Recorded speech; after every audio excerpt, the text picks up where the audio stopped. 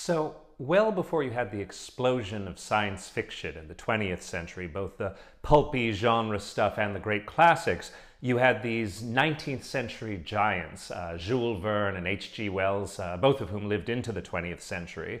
And before them, you have the early stuff, science fiction at a time when science itself was still finding its groove.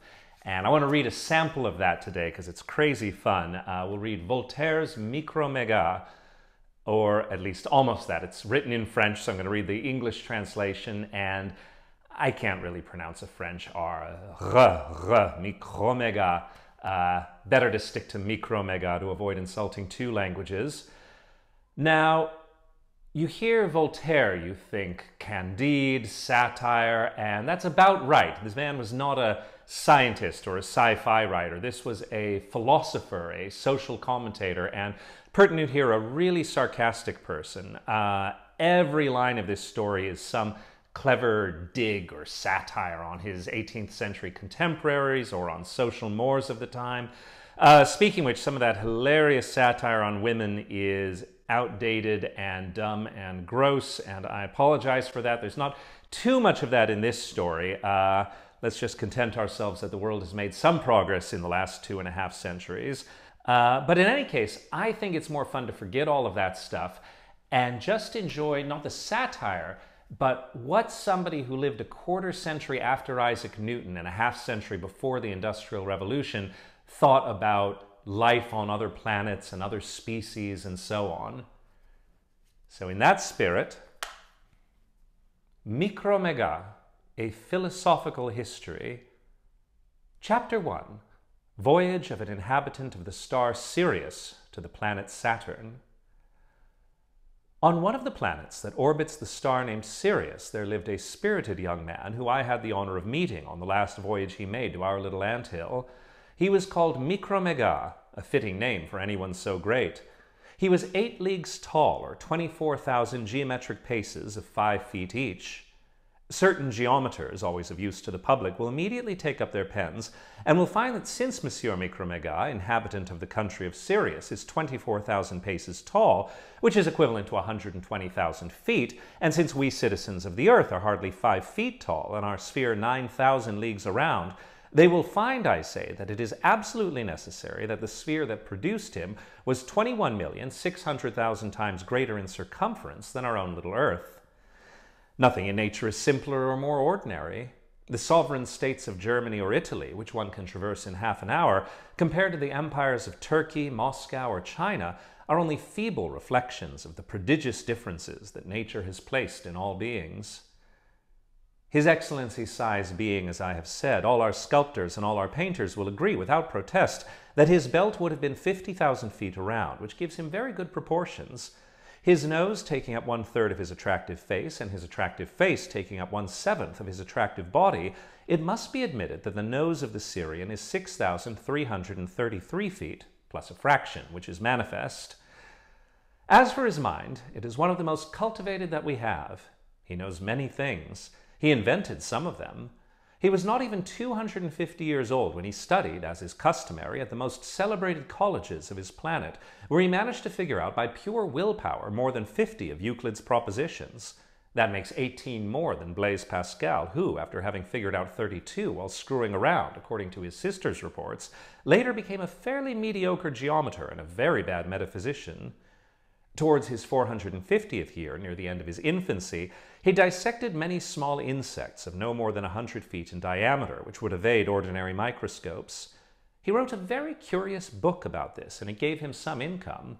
The mufti of his country, an extremely ignorant worrywart, found some suspicious, rash propositions in the book, smelled heresy, and pursued it vigorously. It was a matter of finding out whether the substantial form of the fleas of Sirius were of the same nature as those of the snails. Micromégas gave a spirited offense. He brought in some women to testify in his favor. The trial lasted 220 years. Finally, the mufti had the book condemned by jury consults who had not read it, and the author was ordered not to appear in court for 800 years. He was thereby dealt the minor affliction of being banished from a court that consisted of nothing but harassment and pettiness.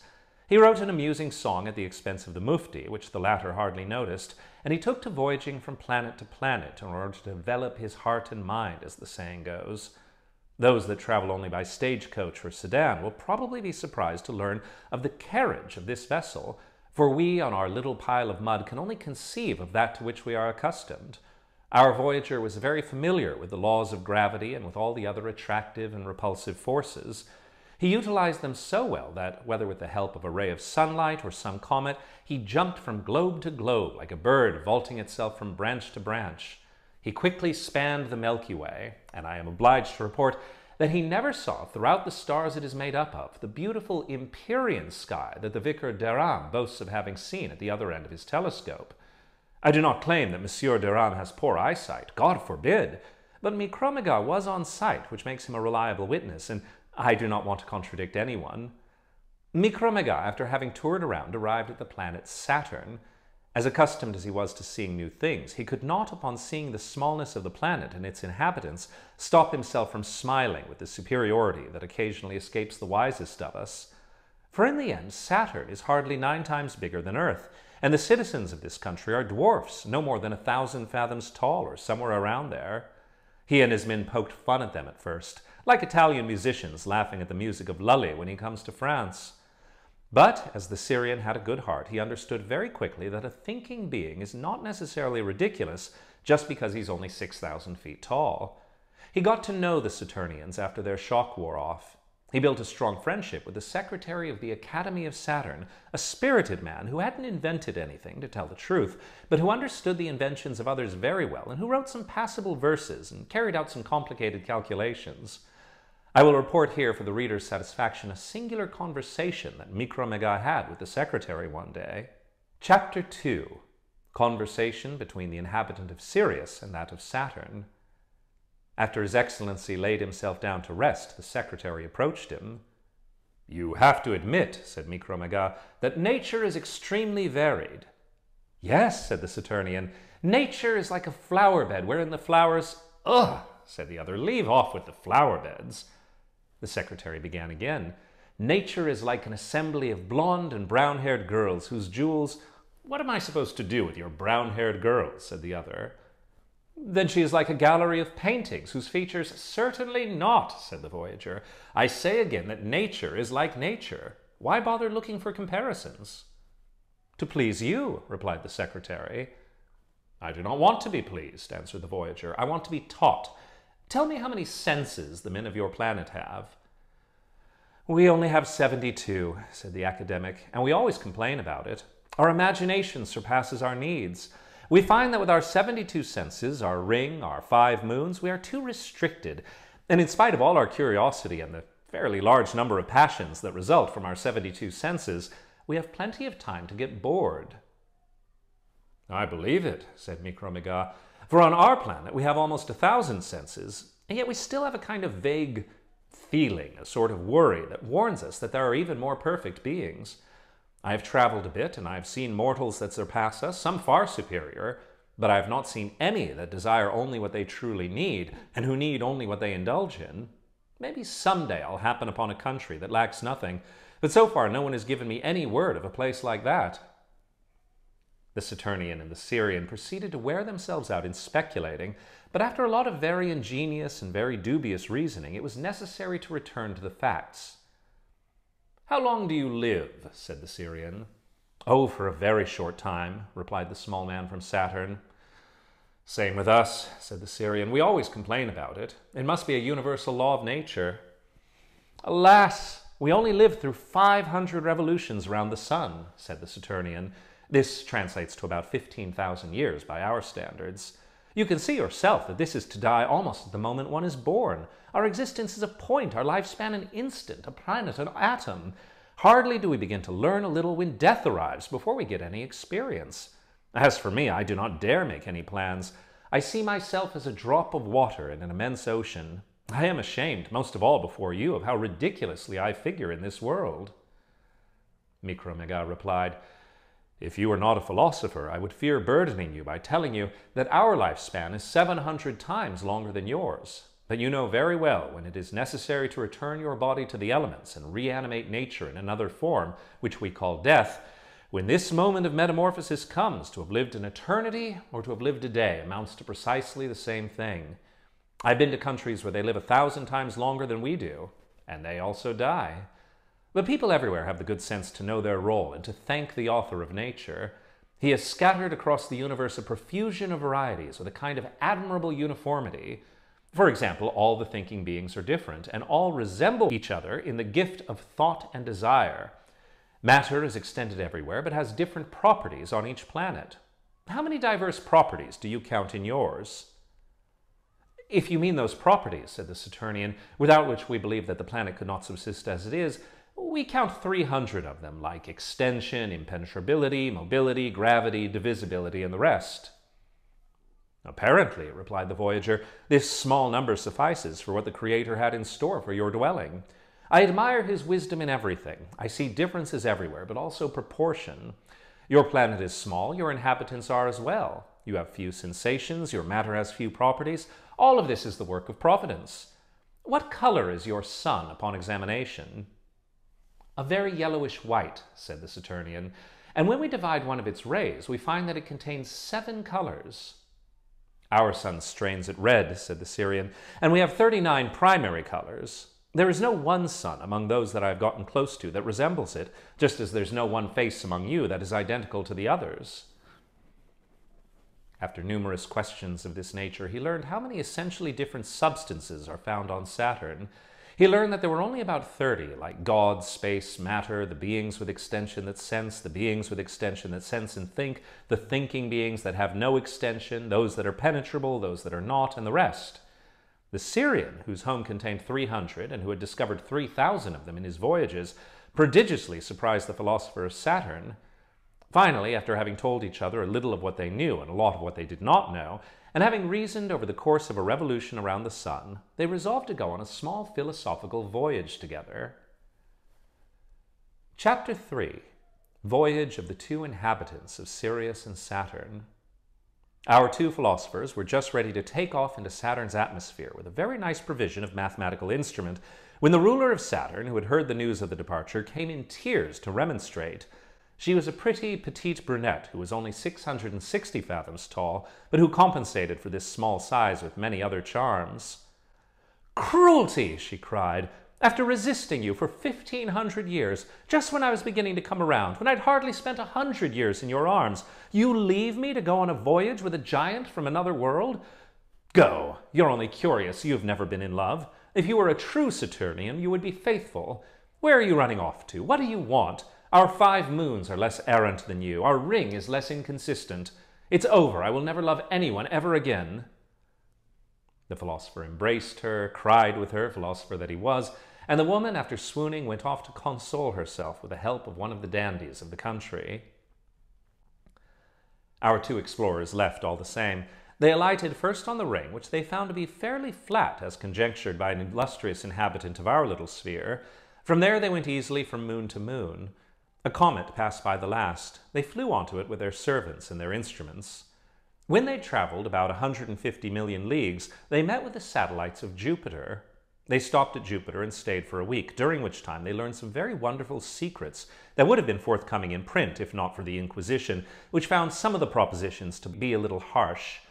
But I've read the manuscript in the library of the illustrious Archbishop of... who with a generosity and goodness that is impossible to praise allowed me to see his books. I promised him a long article in the first edition of Moreri, and I will not forget his children, who give such a great hope of perpetuating the race of their illustrious father. But now let us return to our travelers. Upon leaving Jupiter, they traversed a space of around 100 million leagues and approached the planet Mars, which, as we know, is 5 times smaller than our own. They swung by 2 moons that cater to this planet, but have escaped the notice of our astronomers.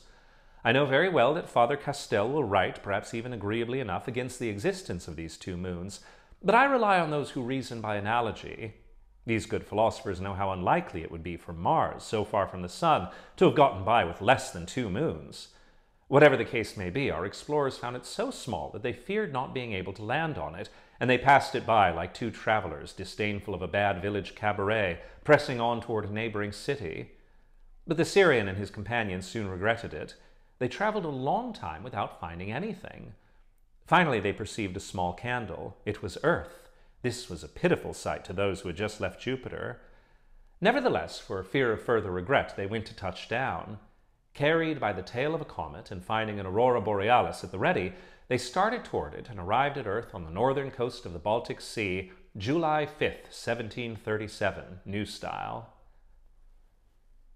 Chapter 4. What Happened on Planet Earth.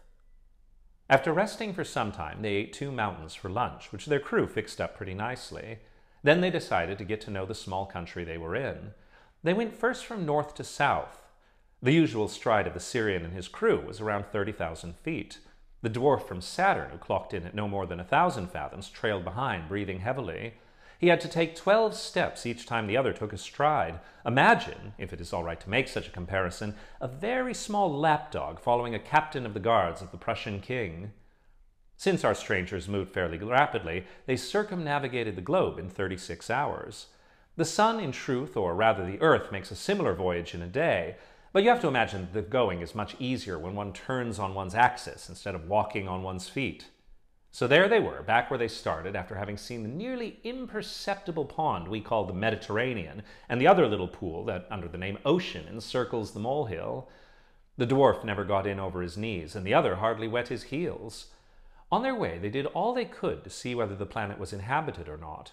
They crouched, lay down, felt around everywhere, but their eyes and their hands were not proportionate to the little beings that crawl here.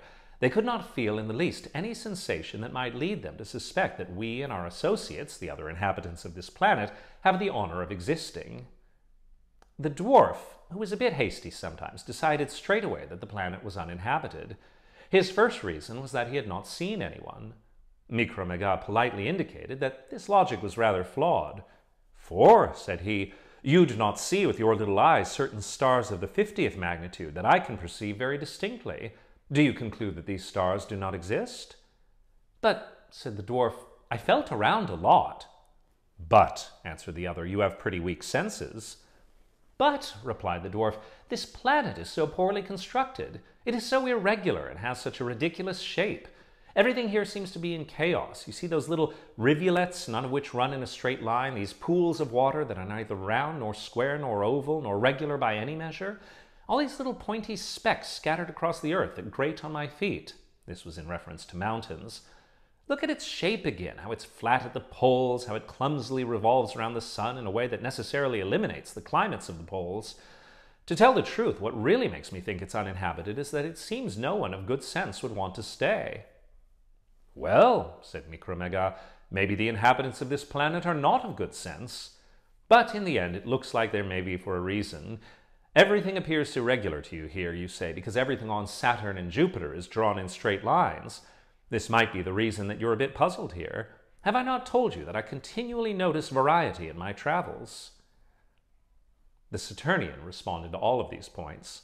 The dispute might never have finished if it were not for Micromégas, who, getting worked up, had the good luck to break the thread of his diamond necklace. The diamonds fell. They were pretty little carats of fairly irregular size, of which the largest weighed 400 pounds and the smallest 50. The dwarf recaptured some of them. Bending down for a better look, he perceived that these diamonds were cut with the help of an excellent microscope. So he took out a small microscope of 160 feet in diameter and put it up to his eye, and Micromégas took up one of 2,005 feet in diameter. These were excellent, but neither one of them could see anything right away and had to adjust them. Finally, the Saturnian saw something elusive that moved in the shallow waters of the Baltic Sea. It was a whale. He carefully picked it up with his little finger and, resting it on the nail of his thumb, showed it to the Sirian, who began laughing for a second time at the ludicrously small scale of things on our planet. The Saturnian, persuaded that our world was inhabited, figured very quickly that it was inhabited only by whales, and as he was very good at reasoning, he was determined to infer the origin and evolution of such a small atom, whether it had ideas, a will, liberty. Micromégas was confused. He examined the animal very patiently and found no reason to believe that a soul was lodged in it. The two voyagers were therefore inclined to believe there is no spirit on this planet, when, with the help of the microscope, they perceived something as large as a whale floating on the Baltic Sea. Now we know that a flock of philosophers was at this time returning from the Arctic Circle, where they had made some observations which no one had dared make up to them. The gazettes claimed that their vessel ran aground on the coast of Bothnia, and that they were having a lot of difficulty setting things straight. But the world never shows its cards. I'm going to tell you how it really happened, artlessly and without bias, which is no small thing for a historian. Chapter 5. Experiments and Reasonings of the Two Voyagers. Micromégas slowly reached his hand toward the place where the object had appeared, extended 2 fingers, and withdrew them for fear of being mistaken, then opened them and closed them, and skillfully seized the vessel that carried these fellows, and putting it on his fingernail, without pressing it too hard for fear of crushing it. "Here is an animal very different from the first," said the dwarf from Saturn. The Syrian had put the so-called animal on the palm of his hand. The passengers and the crew, who believed themselves to have been lifted up by a hurricane and who thought they were on some sort of boulder, scurried around. The sailors took the barrels of wine, threw them overboard onto Micromégas' hand, and followed after. The geometers took their quadrants, their sextants, 2 Lapland girls, and descended onto the Syrian's fingers. They made so much fuss that he finally felt something move, tickling his fingers. It was a steel-tipped baton being pressed into his index finger. He judged by this tickling that it had been ejected from some small animal that he was holding, but he did not suspect anything else at first. The microscope, which could barely distinguish a whale from a boat, could not capture anything as elusive as a man. I do not claim to outrage anyone's vanity, but I am obliged to ask that important men make an observation here. Taking the size of a man to be about 5 feet, the figure we strike on Earth is like that struck by an animal of about 600,000ths the height of a flea on a ball 5 feet around. Imagine something that can hold the Earth in its hands, and which has organs in proportion to ours, and it may very well be that there are such things. Conceive, I beg you, of what these things would think of the battles that allow a vanquisher to take a village, only to lose it later.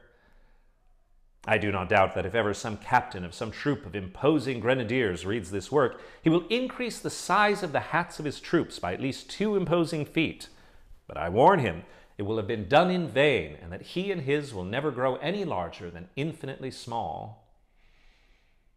What marvelous skill it must have taken for our philosopher from Sirius to perceive the atoms I have just spoken of. When Leeuwenhoek and Hartsucker tinkered with the first, or thought they saw the grains that make us up, they did not by any means make such an astonishing discovery. What pleasure Micromégas felt at seeing these little machines move, at examining their scurrying, at following them in their enterprises. How he cried out, and with what joy he placed one of his microscopes in the hands of his traveling companion. "I see them," they said at the same time. "Look how they're carrying loads, stooping, getting up again." They spoke like that, hands trembling from the pleasure of seeing such new objects and from fear of losing them. The Saturnian, passing from an excess of incredulity to an excess of credulity, thought he saw them mating. "Ah," he said, "I have caught nature in the act." But he was fooled by appearances, which happens only too often whether one is using a microscope or not. Chapter 6. What happened to them among men?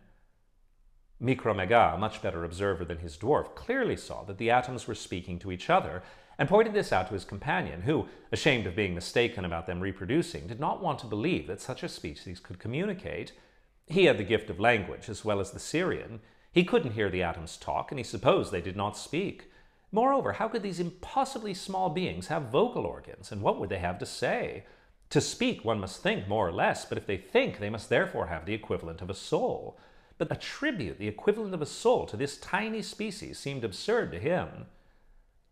"But," said the Syrian, "you believed right away that they made love. Do you believe that one can make love without thinking and uttering one word, or at least without making oneself heard?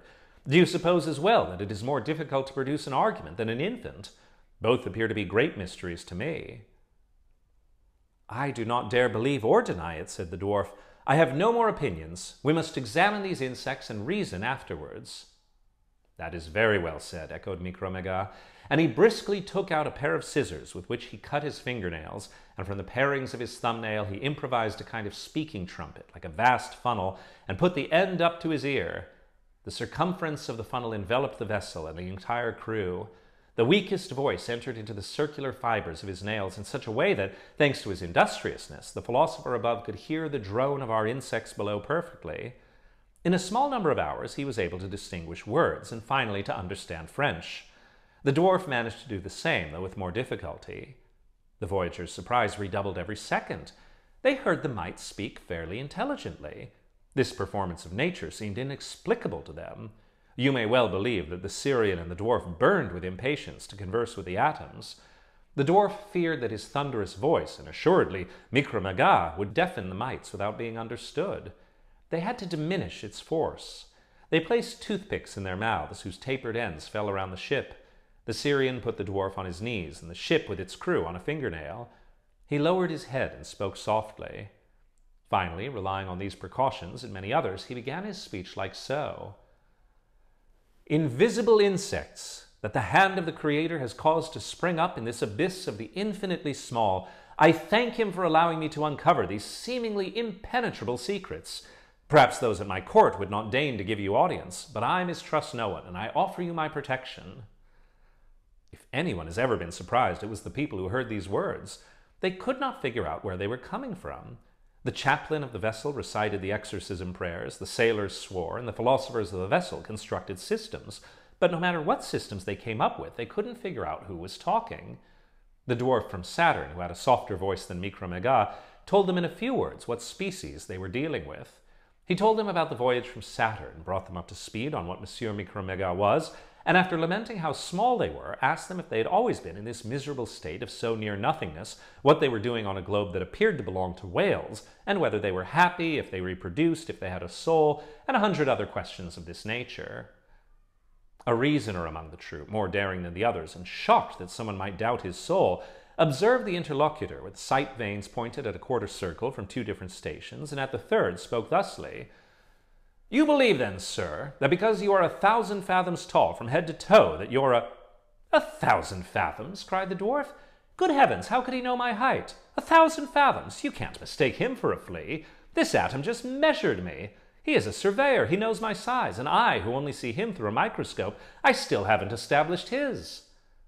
Yes, I measured you, said the physician, and I will measure your large companion as well. The proposition was accepted, his excellency laid down flat, for were he to stay upright, his head would have been among the clouds. Our philosopher planted a great shaft on him in a place that Dr. Swift would have named, but that I will restrain myself from calling by its name out of respect for the ladies. Next, by a series of triangles linked together, they concluded that what they saw was, in effect, a young man of 120,000 feet. So Micromégas delivered these words. I see more than ever that one must not judge anything by its size. O God, you who have given intelligence to substance that appears contemptible, the infinitely small costs you as little as the infinitely large, and if it is possible that there are such small beings as these, why there might be bigger than the superb animals that I've seen in the heavens, whose feet alone would cover the planet. One of the philosophers responded that he could certainly imagine that there are intelligent beings much smaller than men. He recounted not every fabulous thing that Virgil says about the bees, but what Swammerdam has discovered and what Réaumur has anatomized. He explained finally that there are animals that are to bees, what bees are to man, what the Syrian himself was for the vast animals he had spoken of, and what these large animals are to other substances before which they look like atoms. Little by little the conversation became interesting, and Micromégas spoke thusly. Chapter 7. Conversation with the Men. O intelligent atoms, in which the eternal being desired to make manifest his skill and his power, you must no doubt taste the purest of joys on your planet, for having so little matter and appearing to be entirely spirit, you must live out your life thinking and loving the veritable life of the mind. Nowhere have I seen true bliss, but it must be here without a doubt. At this, all of the philosophers shook their heads, and one of them, more frank than the other, avowed that if one accepts a small number of inhabitants held in poor regard, all the rest are an assembly of mad, vicious, wretched people. We have more substance than is necessary, he said, to do evil, if evil comes from substance, and too much spirit if evil comes from spirit. Did you know, for example, that as I'm speaking to you, there are 100,000 madmen of our species wearing hats, killing 100,000 other animals wearing turbans, or being massacred by them, and that we've used almost every surface of the earth for this purpose since time immemorial? The Syrian shuddered and asked the reason for these horrible quarrels between such puny animals. It is a matter, said the philosopher, of some piles of mud the size of your heel. It is not that any of these millions of men that slit each other's throats care about the pile of mud. It's only a matter of determining if that pile of mud should belong to a certain man who we call the Sultan, or to another man who we call, for whatever reason, the Tsar. Neither one has ever seen, nor ever will see, this little piece of earth, and almost none of these animals that mutually kill each other have ever seen the animal for which they kill. "Oh, cruel fate!" cried the Syrian with indignation. "Who could conceive of such an excess of maniacal rage? It makes me want to take 3 steps and crush this whole anthill of ridiculous assassins." "Don't waste your time," someone responded. "They're working towards ruin themselves quickly enough. Know that 10 years from now, only 1/100th of these scoundrels will still be here. Know that even if they haven't drawn swords, hunger, fatigue, or intemperance will overtake them. Furthermore, it is not they who should be punished. It is those sedentary barbarians who, from the depths of their offices, order, while they're digesting their meal, the massacre of 1,000,000 men, who subsequently give solemn thanks to God." The Voyager was moved with pity for the small human race, where he was discovering such surprising contrasts. "Since you are among the small number of wise men," he told these sirs, "and since apparently you don't kill anyone for money, tell me, I beg of you, what does occupy your time?" "We dissect flies," said the philosopher. "We measure lines, we gather figures, we agree with each other on 2 or 3 points that we don't understand." It suddenly took the Syrian and the Saturnian's fancy to question these thinking atoms, to learn what it was they did agree on. "What do you measure," said the Saturnian, "from the dog star to the great star of Gemini?" They responded all at once, 32.5 degrees. "What do you measure from here to the moon?" 60 radii of the earth even." "How much does your air weigh?" He thought he'd caught them, but they all told him that air weighed about 900 times less than an identical volume of the purest water, and 19,000 times less than a gold ducat. The little dwarf from Saturn, surprised at their responses, was tempted to accuse of witchcraft the same people he had refused a soul 15 minutes earlier. Finally, Micromégas said to them, "Since you know what is exterior to you so well, you must know what is interior even better. Tell me, what is your soul, and how do you form ideas?" The philosophers spoke all at once as before, but now they were of different views. The oldest cited Aristotle, another pronounced the name of Descartes, this one here Malebranche, another Leibniz, another Locke. An old peripatetic spoke up with confidence. "The soul is an entelechy, and a reason gives it the power to be what it is. This is what Aristotle expressly declares, page 633 of the Louvre edition." He then cited the passage. "Entelecheia tis esse kai logos to dynamim echontos tode enai." This passage of Aristotle on the soul, book 2, chapter 2, is translated thusly by Casaubon: "Anima quaedam perfectio et actus accuratio et quod potentiam habet ut eius modis sit." "I do not understand Greek very well." "Oh, neither do I," said this philosophical mite. "Why, then," the Syrian retorted, "are you citing some man named Aristotle in the Greek?" "Because," replied the savant, "one should always cite what one does not understand at all in the language that one understands the least." The Cartesian took the floor and said, "The soul is a pure spirit that has received in the belly of its mother all metaphysical ideas, and which, leaving that place, is obliged to go to school and to learn all over again what it already knew and will not know again." "It's not worth the trouble," responded the animal with the height of 8 leagues, "for your soul to be so knowledgeable in its mother's stomach, only to be so ignorant when you have hair on your chin. But what do you understand by the mind?" "You are asking me," said the reasoner. "I have no idea. We say that it is not matter." "Well, then you at least know what matter is." "Oh, certainly," said the man. "For example, this stone is gray, has such and such a form, has 3 dimensions, is heavy and divisible." "Well," said the Syrian, "this thing that appears to you to be divisible, heavy, and gray, will you tell me what it is? You see some attributes, but behind those, are you familiar with that?" "No," said the other. "So you do not know what matter is?" So Micromégas, addressing another sage that he had on a thumb, asked what his soul is and what it did. "Nothing at all," said the Malebranchist philosopher. "God does everything for me. I see everything in him. I do everything in him. It is he who does everything that I get mixed up in." "It would be just as well for you not to exist," retorted the sage of Sirius. "And you, my friend," he said to a Leibnizian who was there, "what is your soul?" "It is," answered the Leibnizian, "the hands of a clock that tells the time while my body rings out. Or, if you like, it is my soul that rings out while my body tells the time. Or, my soul is the mirror of the universe and my body is the border of the mirror. All that is perfectly clear." A small partisan of Locke was nearby, and when he was finally given the floor, "I do not know," said he, "how I think, but I know that I have only ever thought through my senses. That there are immaterial and intelligent substances, I do not doubt, but that it is impossible for God to communicate thought to matter, I doubt very much. I revere the eternal power. It is not my place to limit it. I affirm nothing and content myself with believing that many more things are possible than one would think."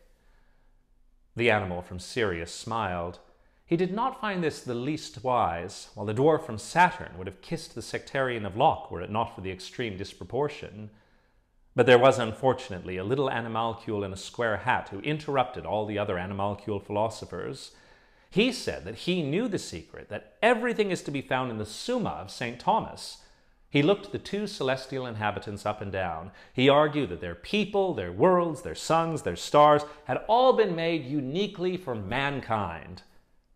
At this speech, our two voyagers nearly fell over with that inextinguishable laughter which, according to Homer, is shared with the gods. Their shoulders and their stomachs heaved up and down, and in these convulsions, the vessel that the Syrian had on his nail fell into one of the Saturnian's trouser pockets. These two good men searched for it for a long time, found it finally, and tidied it up neatly. The Syrian resumed his discussion with the little mites. He spoke to them with great kindness, although in the depths of his heart he was a little angry that the infinitesimally small had an almost infinitely great pride. He promised to make them a beautiful philosophical book, written very small for their usage, and said that in this book they would see the point of everything. Indeed, he gave them this book before leaving. It was taken to the Academy of Science in Paris, but when the ancient secretary opened it, he saw nothing but blank pages. "Ah," he said, "I suspected as much." End of the history of Micromégas.